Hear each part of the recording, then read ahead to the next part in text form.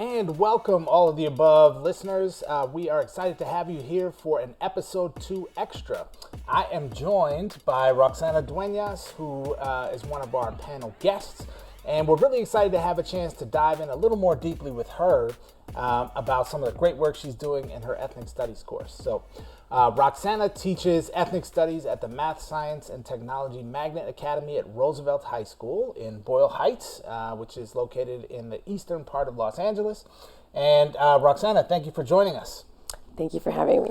So I know our viewers would love to know a little bit more about the great work you're doing in your class. So please tell us, in your ethnic studies course, what kind of interesting things are students getting to do, and what's the process of you developing that curriculum?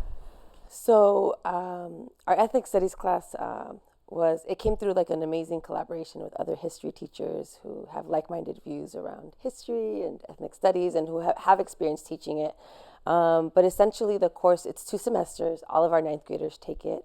And we start really with thinking about understanding knowledge of self and identity and positionality. And it's really an amazing opportunity for students to like explore their identity, family, culture, community. And oftentimes our students come into the classroom really haven't been asked questions about where do you come from? Like, what is your family history? So it's an amazing, exploration of that. And then we get into some really, I think, really challenging conversations because after we really focus on identity, we look at colonization, we look at structures of oppression. And so it can be really uncomfortable, right, to talk about these conversations. But the students have an opportunity to engage through this through like Socratic seminars, through like an inquiry, problem posing approach. It's very collaborative, I think. There's a lot of creative writing, art. And so the students kind of really engage in a lot of different work to kind of really understand themselves and the community. And I think the issues that are happening in the community and the world. So there's a lot going on. Yeah. I think I saw a former class that you taught called Boyle Heights and Me for a chunk of time, probably 2 years ago. I don't even know if you remember that, but I was totally blown away walking into your classroom because it's mostly ninth graders. Yes. And to see a ninth grade class where kids are really unpacking these big, complex issues about their lives and the world, but also what's happening in their community right outside the walls of the school or even inside the walls of the school. It's just tremendously powerful.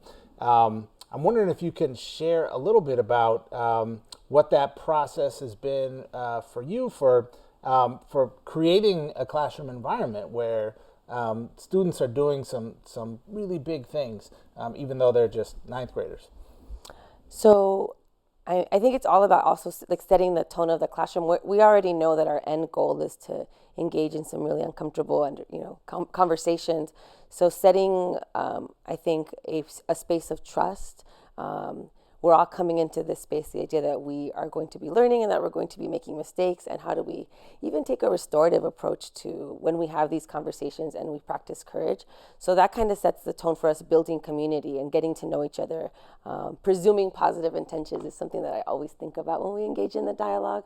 And so setting the culture of love and respect, right, as we kind of keeping in mind that we're going to be grappling with things that are going to make us uncomfortable. I think that's critical, and that's why our first unit is so important, which is knowledge of self. Where do I come from? Right? Why do I think the way that I think? And really even inquiring and questioning those things. And also really letting the students know that we have really high expectations. Like they are engaging in really like theories that most of us were exposed to as like college students or graduate students. And so we highly scaffold it, but we also let them know it is really difficult. This is really uncomfortable. And so I think creates a culture of us being comfortable with being uncomfortable in that dialogue. Yeah. Yeah. Now, as I understand it, you're teaching in Boyle Heights and you're teaching in the community where you grew up. So I'm really curious to get your perspective on why is it so important that ethnic studies classes like yours exist, and why is it so important that someone like yourself, who's from the community, who understands, to some extent the experience of our students today, Why is it so important to have this course and have it taught by someone like yourself? So I went to Garfield High School, which is a rival school of Roosevelt. But it's, I mean, they're within like Is it okay that we say that on camera? yes. Okay. But they're within like a couple of miles of each other, and they're very similar demographics. And I'm very proud to graduate from Roosevelt. My students are going to kill me for that. I'm so proud to have graduated from Garfield and to be able to teach at Roosevelt, because like my family goes there, we all grew up there. But I think it's important because having gone to Garfield, I didn't learn about, especially in thinking about how those schools were involved in the East LA blowouts and the civil rights movement when we think about the Chicano moratorium. And I had to wait until I was in college to learn about how students really organize and really transform these spaces.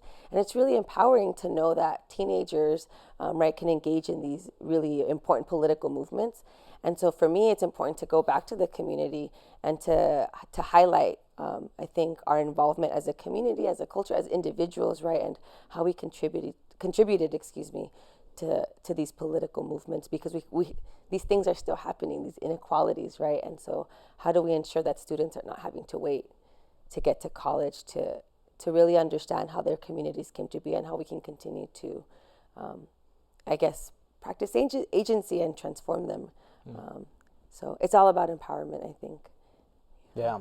And what have you seen the impact of your course and similar courses? I know that you're not alone in yes. teaching this type of curriculum and teaching in this manner at your school and on the Roosevelt campus in general.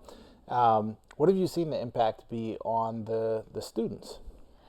So whether we're teaching ethnic studies as a course or not, I think some of our colleagues are really engaging in critical pedagogy and this problem posing approach, and really getting students to question why things are. So whether it's U.S., world, government, econ, the connections between the past and the present and how it came to be. And I think the impact has really been engagement. Students are curious, right?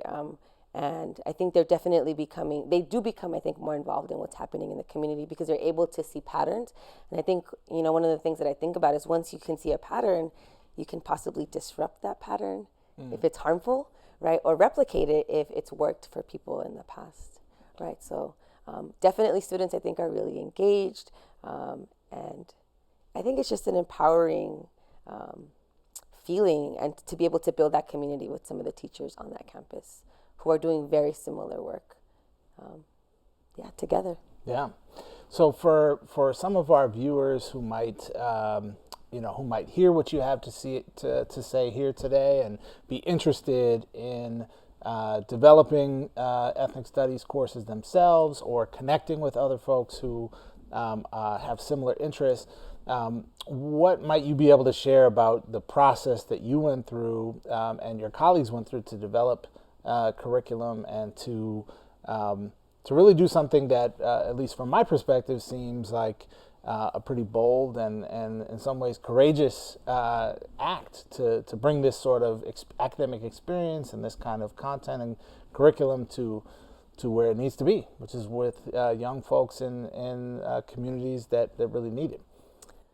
So I think one of the most important things for us as teachers who have created this curriculum is connecting with other teachers who have already been doing this work. I know that we were deeply inspired by what's happening in San Francisco and the ethnic studies programs there. And so there's teachers that, even though they're isolated at their schools, have built these like communities and little coalitions.